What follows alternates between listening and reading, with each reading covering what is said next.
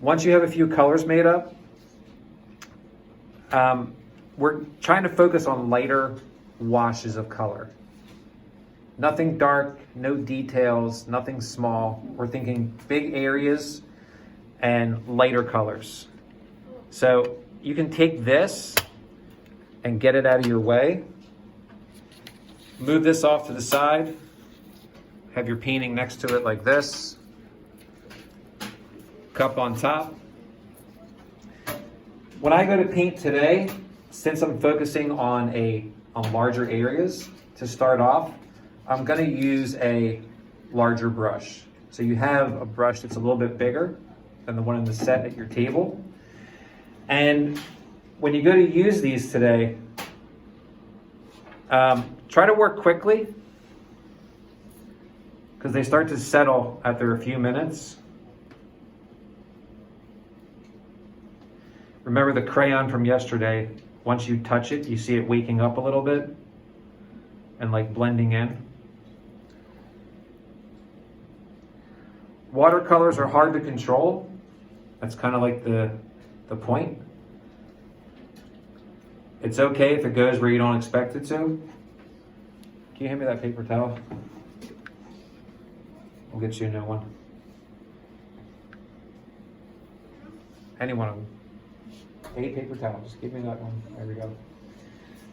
If it starts to run somewhere and you're like, oh, I don't want that to go there, you could do things like this. Like if you go over a line or an area, you can just push it in with your finger. You can also use a paper towel like this. If you push down on it, it will kind of soak it up pretty quickly and sort of erase it out of the way. It's going to let this settle here. While it's still wet, you have an opportunity to do this. I can take a second color, and while it's wet, I can add a second color to it. This is my background, the area behind this giant shell I drew. I'm just going to let these colors kind of bleed and mix together. Just let that sort of dissipate. Wash my brush.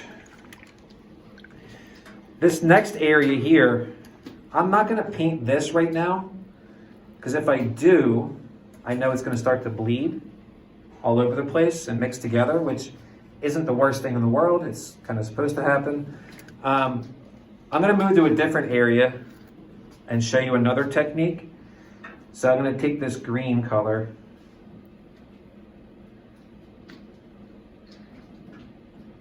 add this in here. Now, instead of using more green, I'm going to fade it away just by washing up my brush, using just a wet brush to do this. Just a wet brush. These colors will now start to like fade away if you just use a wet brush to pull it. So there's two areas to get started. They're not touching each other. I started off with my background shape first. It's a really, really big area. I jumped over to here. I can do this next. This is starting to sink and settle in. If it touches and bleeds, that's okay. If you want to wait a little bit, wait a few minutes, this will eventually dry and you can paint next to it and it's not going to bleed. Yeah, now you try.